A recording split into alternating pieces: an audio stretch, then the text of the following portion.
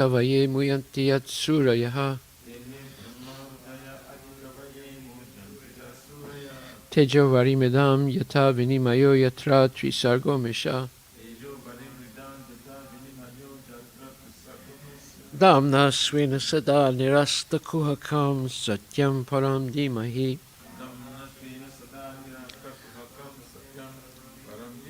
O my Lord Shri Krishna, son of Vasudeva, O all-pervading personality Godhead, for my respectful obeisance unto you, I meditate upon Lord Shri Krishna because He is the absolute truth and the primeval cause of all causes, of the creation, sustenance, and destruction of the manifested universes. He is directly and indirectly conscious of all manifestations.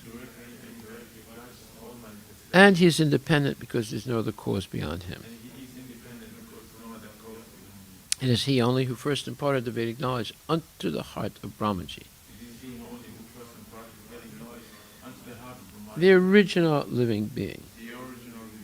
By him, even the great sages and demigods are placed into illusion. As one is bewildered by the illusory representations of water seen on fire or land seen on water. Only because of him do the material universes, temporarily manifested by the three modes of nature, appear factual although they are unreal. I therefore meditate upon Lord Shri Krishna,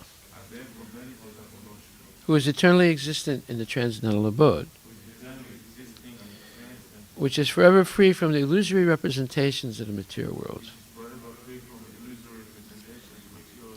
I meditate upon him, for he is the absolute truth. Dharma projita kaitravotra paramo nirmatsaranam satam vedyam vastavam atra vastu Shivadam tapa trayon mulanam. Srimad Bhagavatam Mahamuni Krite. Kim vapurer ishwaraha.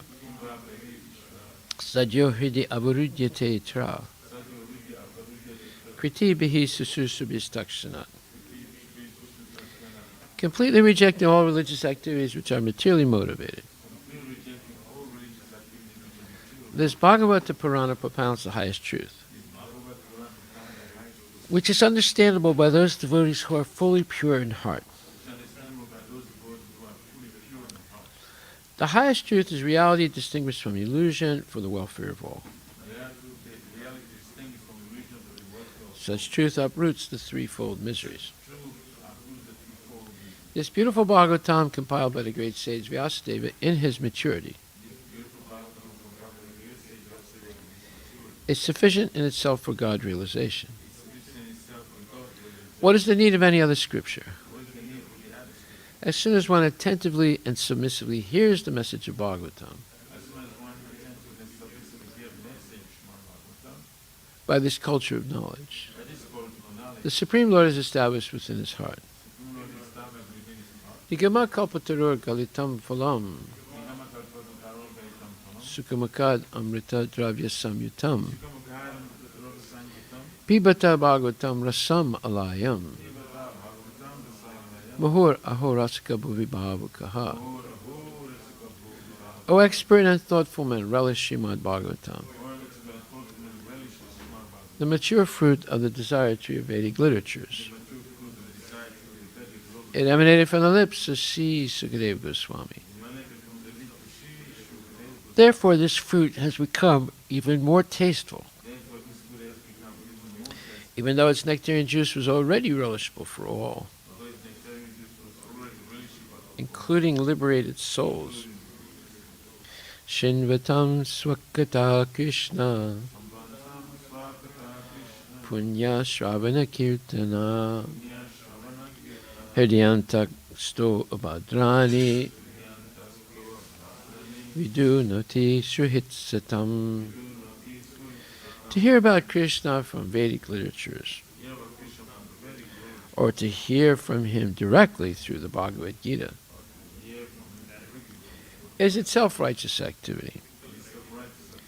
And for one who hears about Krishna, who is dwelling in his Lord Krishna, who is dwelling in his heart. I'm sorry, Lord Krishna is dwelling in everyone's heart. Becomes a best wishing friend, or acts as a best wishing friend, and purifies the devotee who constantly engages in hearing of him. In this way, a devotee develops his a devotee naturally develops his dormant transcendental knowledge. As he hears more about Krishna from the Bhagavatam and from the devotees, he becomes fixed in the devotional service of the Lord. Srimad Bhagavatam, Canto 1, Chapter 13, verse number 37. Sanjaya Uvacha Naham Veda Vyavasitam Pitror Va Kulanandana Gandharya Va Mahabaho Musito Smi Mahatmabhi. Sanjaya said, "My dear descendant of the Kuru dynasty, I have no information of the determination of your two uncles and Gandhari, O king. I have been cheated by those great souls." Purport by His Divine Grace. A.C. Bhaktivedanta Swami Srila Prabhupada. The great souls cheat others may be astonishing to know, but it is a fact that great souls cheat others for a great cause. It is said that Lord Krishna also advised Yudhisthira to tell a lie before Dronacharya, and it was also for a great cause. The Lord wanted it, and therefore it was a great cause. Satisfaction of the Lord is the criterion of one who is bona fide, and the highest perfection of life is to satisfy the Lord by one's occupational duty. That's the definition of dharma. Prabhupada says the definition of dharma is occupational duty. And the word duty is extremely important. It means something you must do. If you don't do it, then you really have made a big mistake. That is the verdict of Gita and Bhagavatam. That is, highest perfection of life is to satisfy the Lord by one's occupational duty. So people have different occupational duties. Somebody has a grocery store. Another person has an IT company. Another person is just an employee or an engineer, and so forth. Everybody has different occupational duties. If one can serve the Lord by one's occupational duty, then that is the highest perfection of life. So Prabhupada also talked about that once. He said, it takes a long time for a person to develop a talent. But if they use whatever talent they have developed in the service of Krishna, that is a perfection of their life. So one person has a talent for singing, another person has a talent for making flower garlands, another person has a talent for addressing the deities, etc. A person has a talent of being an accountant, another person may be an IT person.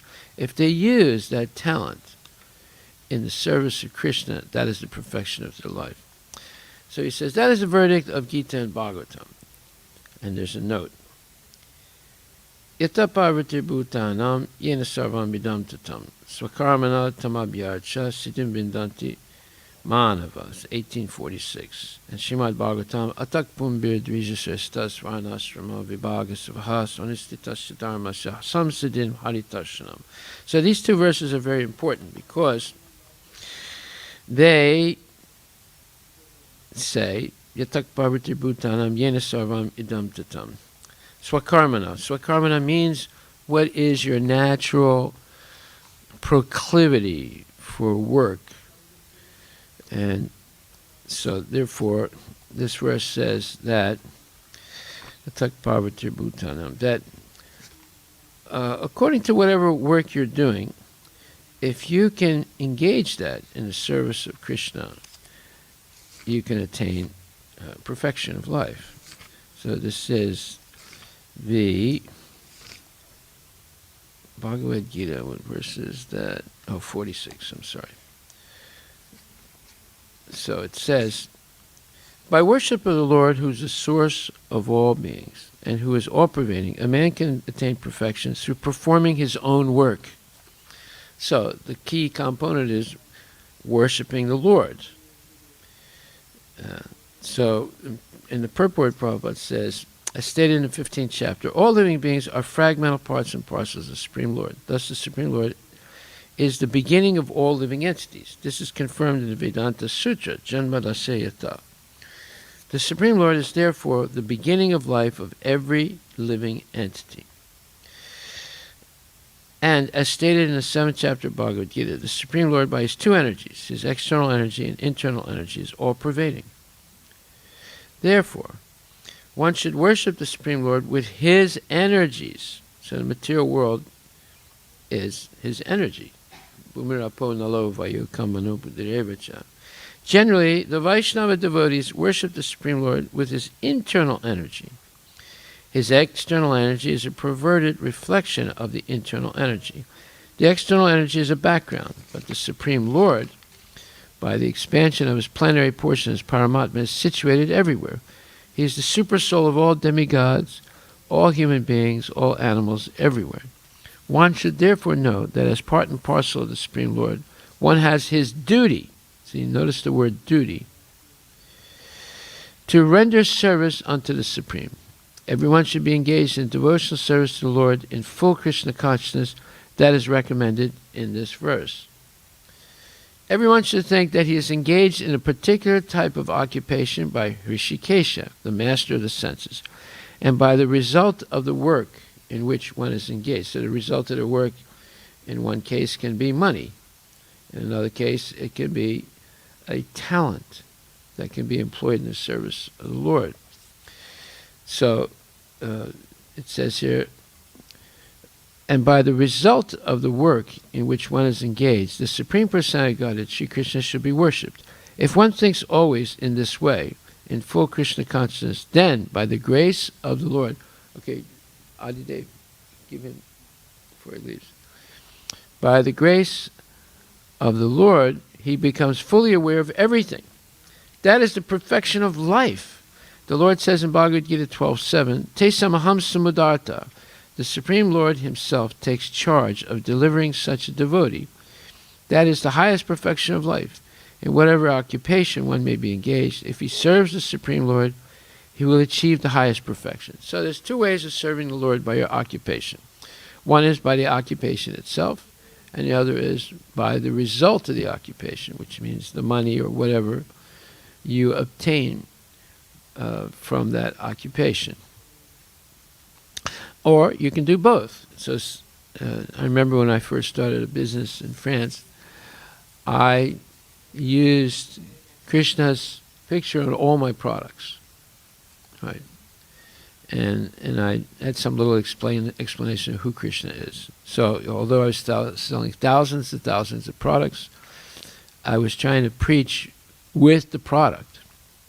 Then later on, I decided I can also do it without preaching with the product, but preaching with the result of the product, which is the money and the notoriety. So, or you can do both. You preach with the product as well as with the money, or one or the other. So here Prabhupada says that if one thinks always in this way, that is that by the result of the work in which one is engaged, the Supreme Personality of Godhead, Sri Krishna, should be worshipped. If one thinks always in this way, in full Krishna consciousness, then by the grace of the Lord, he becomes fully aware of everything. So yesterday we read the verses where it says that if you engage the result of your work in Krishna's service, that is the perfection of your life, right? Kurvanapnoti karma bhi. So in the same way, the second verse which says Atak pumbir dvijasestras varnasrama vibhagasva swanustitasya dharmasya samsadir haritoshanam, that the perfection of the varnashram system is samsadir haritoshanam, pleasing Lord Krishna or Lord Vishnu. That is the highest perfection of the varnashram system. So these two verses, Yatak Pumbir Drija Sistas and Atak Pumbir Drija Shesta, both of them are saying that one's duty in life, or one's dharma, one's occupational duty, is to serve the Lord with whatever service or whatever actions that you're performing. So Prabhupada then says, he says, Dhritarashtra and Vidura, followed by Gandhari, did not disclose their determination to Sanjaya, although he was constantly with Dhritarashtra as his personal assistant. Sanjaya never thought that Dhritarashtra could perform any act without consulting him. But Dhritarashtra going away from home was so confidential that it could not be disclosed even to Sanjaya. Sanatana Goswami also cheated the keeper of the prison house while going away to see Sri Chaitanya Mahaprabhu. And similarly, Raghunath Das Goswami also cheated his priest and left home for good to satisfy the Lord. To satisfy the Lord, anything is good, for it is in relation with the absolute truth. We also had the same opportunity to cheat the family members and leave home to engage in the service of Srimad Bhagavatam. Such cheating was necessary for a great cause, and there is no loss for any party in such a transcendental fraud. Well, this is a remarkable point that Prabhupada is making here, and it's from the example of great devotees. What one person considers to be cheating is actually acting as a matter of duty for Krishna to the person who is considered a cheater by other people. So, therefore, it's not actually cheating. It's acting for a great cause. Now, you cannot misuse this. Like, for example, one example in Islam, it says that in the Quran, we'll have to verify this, but I'm pretty sure it says it, that a Muslim can cheat a kafir or an infidel, and there's no, let's say, no, in their way of thinking, there's no harm done. Now, is that the same thing as what's being said here? We have to think about it. Usually, cheating the kafir, the infidel, who's not Muslim, it could be a Christian, it could be a Jew, it can be an atheist, it could be anyone who's not Muslim. What is the purpose? Is it to serve God, or is it to serve one's personal motive? That's the point. So when it's to serve God, there is no, let's say, harm there. When it's to serve a personal motive, it's actually a sinful act.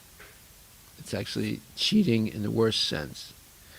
So sometimes people tell lies, like politicians lie. In fact, there's one great British politician who said, the first victim of war is the truth. So that's actually a true statement. If you ever study the history of World War I, English government and the English people were anxious, were actually happy that they could go to war. And then once they went to war, they realized it was a horrible thing. It was a big mistake. So, yeah, World War I was a huge mistake. Nobody won, everybody lost. There were no real winners. There were only losers. So this enthusiasm to do something nonsense, that is a symptom of ignorant people. So if a person thinks, oh, well, my religion permits me to cheat kafirs, infidels, and for my own benefit, and this is for the glory of our God, that is wrong. But in order to serve Krishna, not to serve any personal motive, but to serve Krishna, then what is considered cheating is, by others, is permitted. And so if Dhritarashtra did not inform Sanjaya, who was his personal associate, his mentor in many ways, and his confidant, if he didn't tell him that he was leaving, his purpose was not for any personal benefit. It was in order to prepare himself to leave his body with no material attachments. So that is a different thing than simply cheating people for personal benefit. Okay, so such cheating was necessary for a great cause, and there is no loss for any party in such a transcendental fraud. That's the other point. If you, like, for example, someone might declare bankruptcy in order to cheat all of his, all the people that he owes money to. That is sinful, and there's why? Because there's a loss for someone. But if you're leaving home after all your duties as a grihasta have been satisfied, this is basically what Prabhupada did. He left. He just walked out at one point.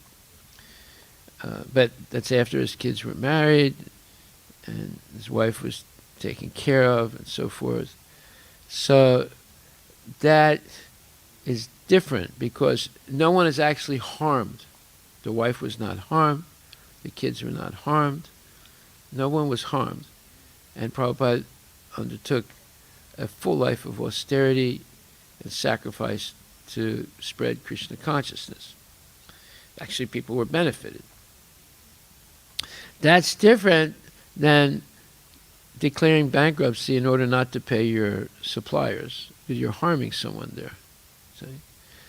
So these are all fine points. People who eat meat, drink beer, and talk nonsense all the time, they can't understand this.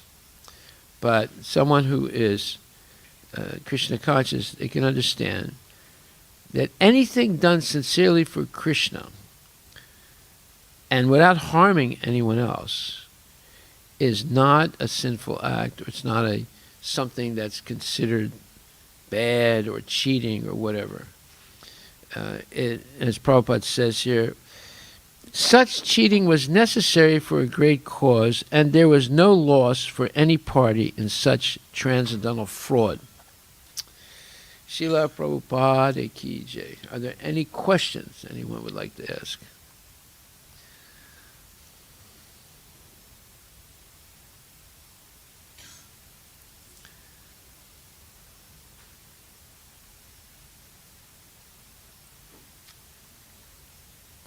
Okay, and we will go on to our next program, chanting Hare Krishna, Hari Bol. All glories to Srila Prabhupada Ki Jai.